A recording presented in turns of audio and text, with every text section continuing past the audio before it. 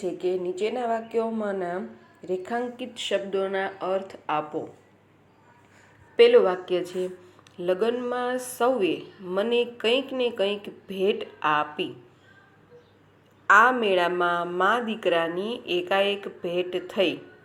હવે જો શબ્દ એક જ છે, ભેટ, પરંતુ એના અર્થ અલગ અલગ છે. પહેલા વાક્યની અંદર ભેટ શબ્દ છે એનો અર્થ થાય છે સોગાત, એટલે કે ગિફ્ટ. અને બીજા વાક્ય છે એની અંદર ભેટ શબ્દનો અર્થ થાય છે મિલન, એકબીજાને મળવું. આનો અર્થ એ થયો કે શબ્દ એક હોય પરંતુ એના અર્થ છે એ અલગ અલગ થતા હોય. એને કેવા શબ્દો કહેવાય? અનેકાર્થી શબ્દો. શબ્દ એક હોય પણ અર્થ એના વાક્ય પ્રમાણે આપણે અલગ અલગ એનો અર્થ છે એ સમજી શકીએ છીએ. એને આપણે કહીએ છીએ અનેકાર્થી શબ્દો. ત્યાર પછી બીજું છે, આ બધા શબ્દો યાદ રાખજો, ખાસ તમને એક્ઝામની અંદર પૂછાય. ભેટ શબ્દ એના બે અર્થ જણાવો, ત્યારે તમારે લખવાનું છે ભેટ એટલે સોગાત અથવા ગિફ્ટ, અને બીજું ભેટ એટલે મિલન. બે લખવાના હોય છે, એટલે ખાસ યાદ રાખજો બંને અર્થ. નોંધ કરી લેવાની છે તમારી પાકી બુકની અંદર. ત્યાર પછી બીજું છે, અમુ રડતી રડતી ચાલી ગઈ. ચાલી ગઈ એટલે એ બહાર નીકળી ગઈ એમ. તે આજે પણ ચાલીમાં રહે છે. ચાલી એટલે નાનકડું એક મકાનની હારમાળા હોય, નાના એક રૂમ હોય, એની અંદર રસોડું ને સંડાસ બાથરૂમ ને બધું આવી ગયું, બરાબર. એટલે અહીંયા કહે છે ચાલી, તે આજે પણ ચાલીમાં રહે છે. એટલે શબ્દ શું છે? ચાલી શબ્દ છે, પરંતુ એનો અર્થ છે એ અલગ અલગ થાય છે. પેલું ચાલી શબ્દ છે એનો અર્થ થાય છે પસાર થઈ, અને બીજું છે ચાલી શબ્દ નાના એક ખંડી મકાનોની હાર. એક ખંડ એટલે એક રૂમવાળા મકાનોની હારમાળા. ત્યાર પછી ત્રીજું છે, પતિ જુગારના છંદને લીધે પત્ની સામે જોતો નથી. બીજું છે, અમારા અભ્યાસક્રમમાં છંદ ભણવાના નથી. તો પહેલાની અંદર છંદનો અર્થ શું થયો? છંદ એટલે કે લત, વ્યસન. પતિ જુગારના વ્યસનને લીધે અથવા લતને લીધે પત્ની સામે જોતો નથી. ત્યાર પછીનું વાક્ય છે કે અમારા અભ્યાસક્રમમાં છંદ ભણવાના નથી. એટલે કે છંદ એટલે કયા છંદ? જે કાવ્યમાં છંદ આવતા હોય તે. અક્ષર કે માત્રામેળ છંદ, કવિતાની અંદર જે ભણવામાં આવે, કવિતા જે છંદમાં લખાયેલી હોય એવા છંદો જે છે એ ભણવામાં આવતા નથી. એટલે ખરેખર આ ત્રણ વાક્યો જે તમે જોયા એની અંદર જોયું કે શબ્દો છે એના વાક્ય પ્રમાણે અલગ અલગ અર્થ નીકળે છે. એટલે આને શું કહેવાય? અનેકાર્થી શબ્દો. આ એક્ઝામની અંદર 11 અને 12 બે ધોરણની અંદર આવે છે, એટલે ખાસ યાદ રાખજો, અનેકાર્થી શબ્દો કહેવાય આને. શબ્દ એક હોય પણ એનો અર્થ છે એ અલગ અલગ થતા હોય. ત્યાર પછી ચોથું વાક્ય આપણે જોઈએ કે ધોતિયાની કિનારો પર ગીતની પંક્તિઓ છપાતી. એ આપણે પાઠ ભણ્યા, સુંદરીની શોધ. કઈ પંક્તિ છપાતી? કોઈ દૂધ લ્યો દિલરંગી. એ પંક્તિઓ છે ધોતિયાની કોર ઉપર સાડીમાં છપાતી હતી. એટલે પંક્તિઓ કે છે, પંક્તિઓ છપાતી. બીજું, સરોવર ઉપરથી પંખીઓની પંક્તિ પસાર થઈ. શબ્દ એક જ છે, જુઓ, પંક્તિ. અહીંયા શું છે? પંક્તિ એટલે કાવ્યની લીટી. અને બીજામાં શું પંક્તિ શબ્દનો અર્થ થાય છે? હાર અથવા પંગત. પંક્તિ શબ્દ પહેલાની અંદર થાય છે લીટી, અને બીજાની અંદર પંક્તિ શબ્દનો અર્થ થાય છે હાર અથવા પંગત. આ શબ્દ ખાસ યાદ રાખજો. આવા જ શબ્દો પૂછાય છે. તમારે તમારી પાકી બુકની અંદર વાક્ય લખો તો પણ વાંધો નહીં, અને નીચે ઉત્તર આપેલા છે જે બે પંક્તિ શબ્દના બંને અર્થ છે એ રીતના લખો, પણ લખવાનું ફરજિયાત છે પાકી બુકની અંદર. પછી છે, જમકુને 1.5 શેરથી ઝાઝેરો માલ જોખી આપ્યો. જમકુએ 1.5 શેરથી ઝાઝેરો માલ જોખી આપ્યો. એ પાઠ ભણવાનો બાકી છે આપણો. બુરાઈના દ્વાર પરથી છે 8મો પાઠ. એમાંથી છે આપેલું શેરથી. શેર એટલે અડધો કિલો, એને શેર કહેવાય, બરાબર. અડધો કિલો એને શેર. બીજા વાક્યમાં શું જવાબ પ્રશ્ન છે કે શિક્ષકે આજે ગઝલના 2 શેર શીખવ્યા. અને એક શેર એટલે સિંહ પણ થાય. શિક્ષકે આજે ગઝલના 2 શેર શીખવ્યા. હવે પહેલો શેર એટલે કિલોનો 40મો ભાગ, અને બીજું શેર એટલે ફારસી કવિતા કે ગઝલની કડી હોય એને આપણે શેર કહીએ છીએ. એટલે જો શબ્દ એક છે પણ અર્થ અલગ અલગ છે, એ જ આપણે ભણવાનું છે. ત્યાર પછી છઠ્ઠું વાક્ય છે કે જીન નીચે બેસી બૂટની દોરી છોડવાનું શરૂ કરે છે.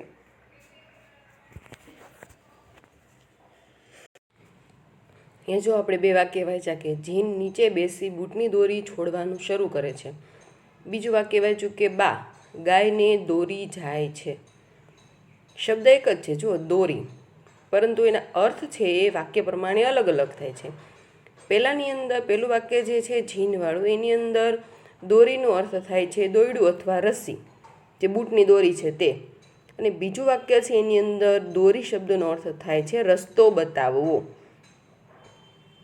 એટલે આ રીતે અનેકાર્થી શબ્દો જે હોય છે.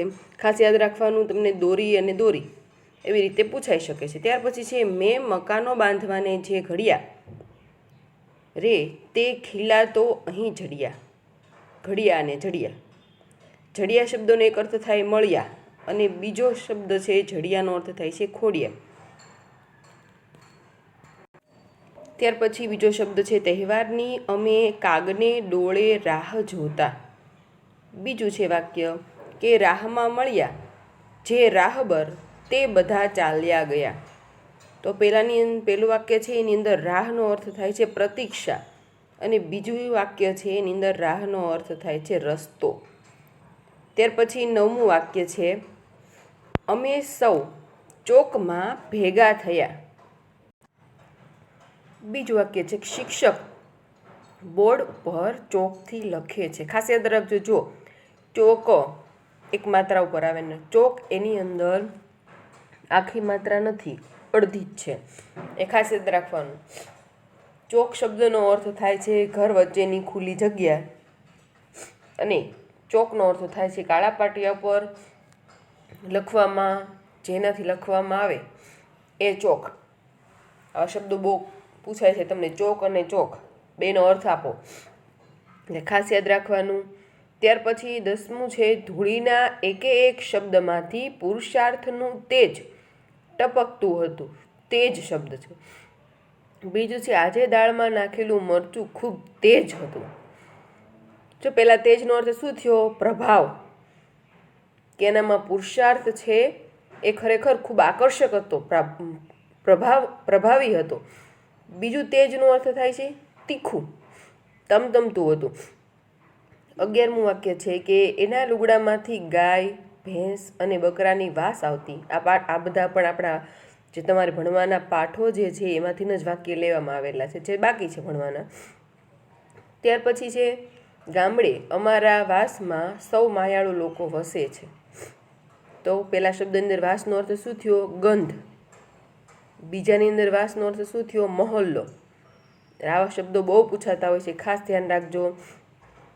બીજું છે 12 જન્માષ્ટમીના દિવસોમાં હું મેળામાં સ્મરણોથી પહોંચી જાઉં છું. પહોંચવું. પ્રિયતમે પ્રિયતમાને મોકલેલી પહોંચી હજુ નથી પહોંચી. પહેલાની અંદર પહોંચી શબ્દનો અર્થ શું થાય છે? ધારેલા સ્થળે પહોંચી જવું, ધારેલા સ્થળે જવું. બીજાની અંદર શું થાય? પહોંચી એટલે એક ઘરેણું હાથમાં પહેરવાનું, અને પહોંચી એટલે મોકલેલી વસ્તુનું મળવું. 3 અર્થ લખેલા છે જુઓ અહીંયા પહોંચીને. આ બધા જ જે છે તમારી બુક તમે ગુજરાતીની જે બનાવો છો પાકી બુક, એની અંદર તમારે અનેકાર્થી શબ્દો ટોપિક હેડિંગ મારી એની અંદર આ વાક્યો લખી નાખજો, એટલે તમને ખાસ. અને જે અનેકાર્થી શબ્દ છે એની નીચે લીટી કરી નાખવાની અલગ પેનથી, એટલે ખાસ વાંચતી વખતે યાદ આવી જાય. ત્યાર પછી જો 13મું વાક્ય છે કે એ બધાના અને પોતાના રાહ ન્યારા છે. અલી દીકરીના પત્રની રાહ જોતો બેઠો હતો. રાહ શબ્દ છે. પહેલાની અંદર રાહ એટલે શું થાય? રસ્તો, માર્ગ. કે બધાના અને પોતાના રસ્તા છે એ ન્યારા છે, કારણ કે બધાના રસ્તા અલગ અલગ હોય છે. એનો અર્થ એવો નથી કે રોડ ઉપર બધા ચાલે તે કામ ચાલે ને કામ, તો રસ્તો હોય ત્યાં જ ચાલે, પરંતુ ખરેખર પોતાનું જે ધ્યેય પ્રાપ્તિ છે, લક્ષ્ય પ્રાપ્તિ છે, ગોલ છે, બધાનો અલગ અલગ હોય છે. અને બધા અલગ અલગ રસ્તેથી ત્યાં જતા હોય છે. બધાનું ધ્યેય શું હોય કે મોટા થઈ અને કમાતા શીખવું, પણ બધાનું રસ્તા છે અલગ અલગ હોય. કોઈક BCA કરે, કોઈક BBA કરે, અને અમુક હોય વિદ્યાર્થીઓ એવા કે જેને ભણવાની ઈચ્છા ન હોય તો પિતાજીનો જે વ્યવસાય હોય એમાં આગળ કંઈક કરે, નવીન કરે, સારું કરે, એવું પણ બને. પણ છેવટે લક્ષ્ય શું હોય બધાનું? કમાવું, ઘરને મદદરૂપ થવું, આપણા પરિવારને મદદરૂપ થવું. બીજાની અંદર શું છે? અલી દીકરીના પત્રની રાહ જોતો બેઠો હતો. રાહ એટલે પ્રતીક્ષા, આશા. 14મું વાક્ય છે કે અમુ ધીરે ધીરે પાસે આવીને મારી સોડમાં લપાઈ ગઈ. એ તો વાક્ય આપણે જોયું. બીજું ખ છે કે ધર્મપાલે ખરીદેલું ઘી સોડ મારતું હતું.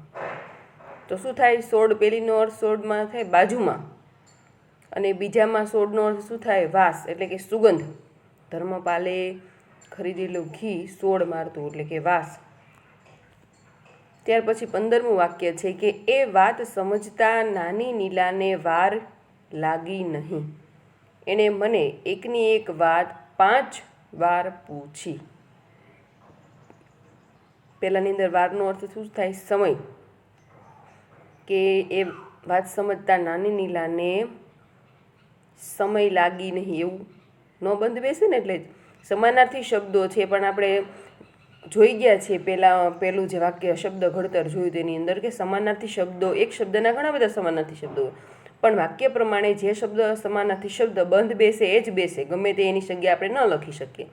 એટલે અહીંયા વાર શબ્દ આવે, સમય ન આવે, ભલે એનો અર્થ સમય થતો હોય.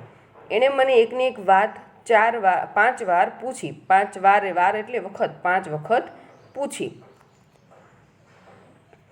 ત્યાર પછી આપણે જોઈએ છે કે શબ્દ ભંડોળ. હવે આપણે ખાસ એ જોવાનું છે શબ્દ ભંડોળ 2, વ્યાકરણ અને લેખન, એકમ નંબર 2, શબ્દ ભંડોળ.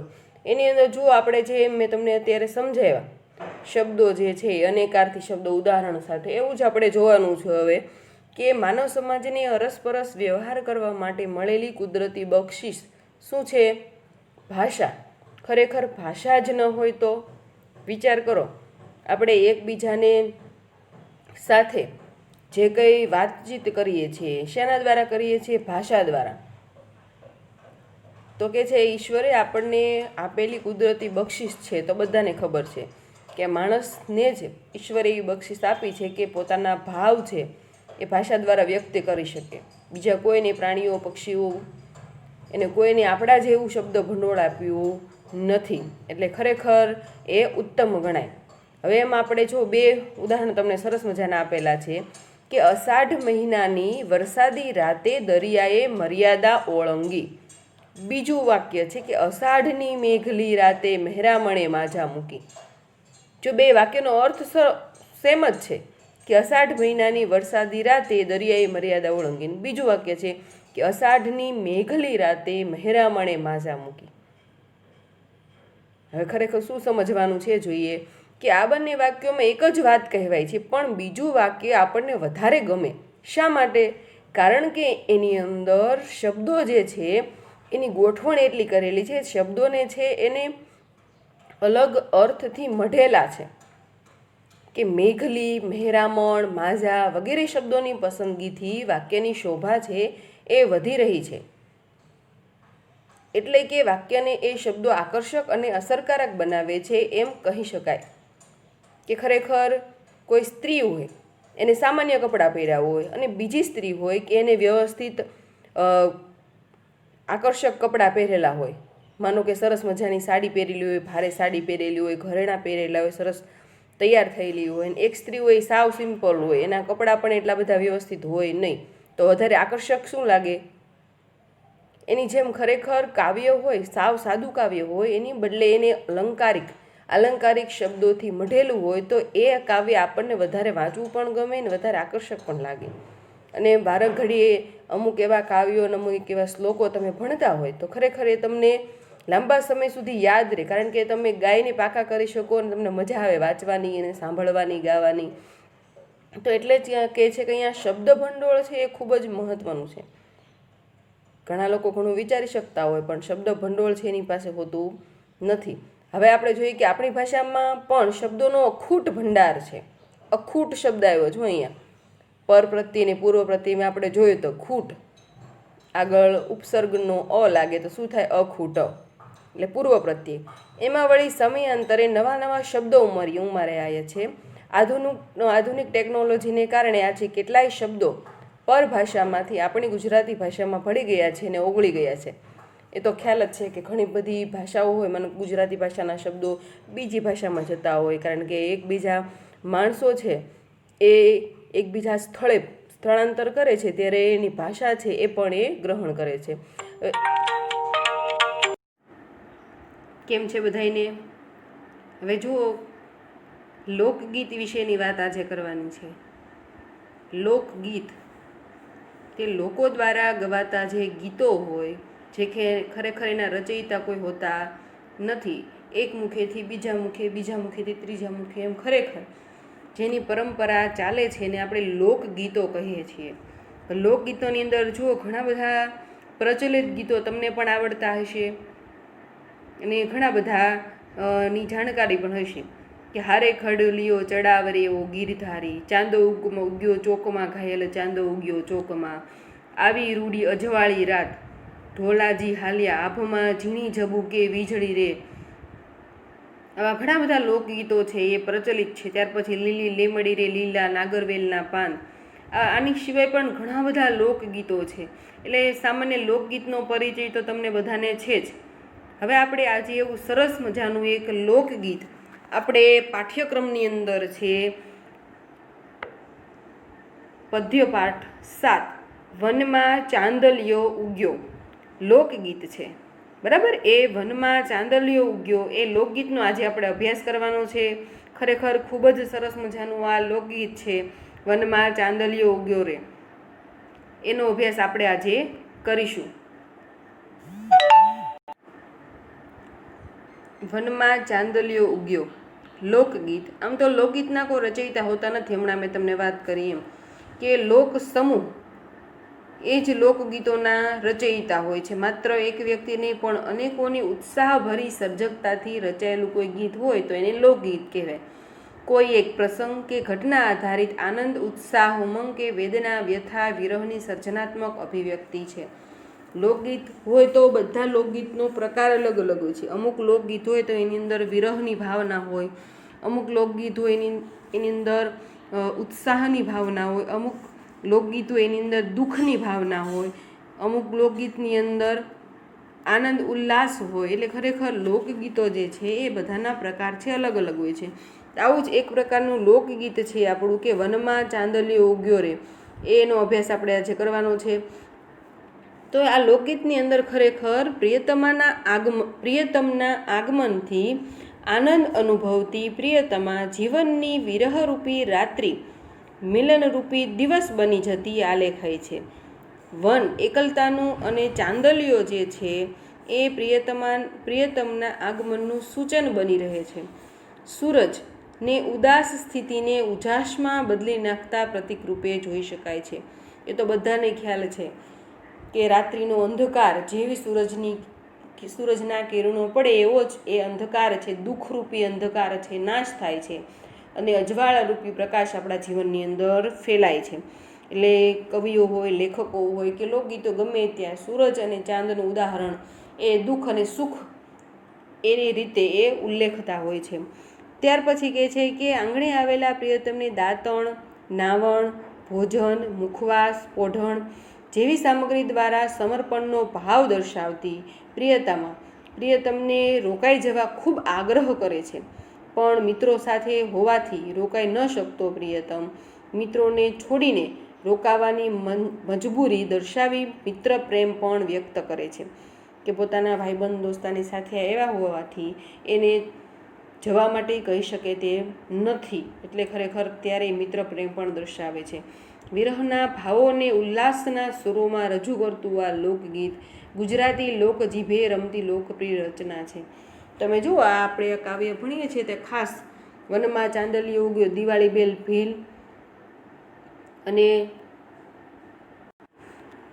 આ લોકગીત છે દિવાળી બેલ ભીલના રાગમાં પણ ખૂબ જ સરસ રીતે ગવાયેલું છે. ત્યાર પછી કીર્તિદાન ગઢવી અને ઘણા બધા એવા કલાકારો છે. એણે આ ગીત પોતાની રીતે અલગ અલગ રાગમાં આ લોકગીત છે ખૂબ જ સરસ રીતે ગાયેલું છે. એટલે ખાસ આ કાવ્ય જ્યારે તમે વિડીયો જુઓ ત્યાર પછી આ લોકગીત છે આપણી શાળા મિત્ર જે એપ છે એની અંદર પણ એ 3 કલાકારોએ આ ગીત ગાયેલું છે, એ વિડીયોની અંદર આપેલું છે. એ પણ તમે જોઈ લેજો અને સાંભળજો, મજા આવશે ને ગીત પણ યાદ રહી જશે. એટલે ગીતમાંથી તમને પ્રશ્ન પૂછવામાં આવે તો પણ તમે સરસ મજાના શાંતિથી લખી શકો છો. હવે આપણે આ ગીત છે જોઈએ કે વનમાં ચાંદલિયો ઉગ્યો રે, હો રાજ મને સૂરજ થઈ લાગ્યો રે. વનમાં ઉગ્યો તો ચાંદ, પણ ખરેખર જે નાયિકા છે એને સૂરજ જેવો લાગે છે. શા માટે? કારણ કે સાંજના સમયનો પ્રિયતમ આવે છે એટલે ખરેખર એના માટે તો અજવાળું જ છે. એટલે એ કહે છે કે મને સૂરજ જેવો લાગે છે. ચાંદો છે પણ ખરેખર એ મને સૂરજ જેવો લાગે છે.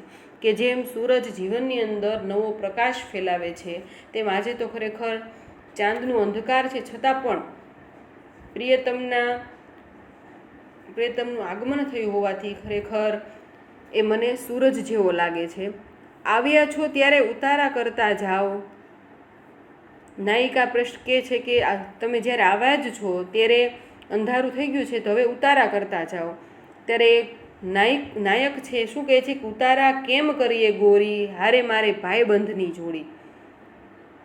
કે ઉતારા અમે કઈ રીતના કરીએ અહીંયા, કારણ કે ભાઈબંધ દોસ્તારો જે છે એના મિત્રો છે એની સાથે છે, તો ખરેખર અમે અહીંયા રોકાઈ શકીએ નહીં. ત્યાર પછી આવ્યા છો ત્યારે દાંતણ કરતા જાઓ. દાંતણિયા અમે કેમ કરીએ ગોરી, હારે ભાઈબંધની જોડી.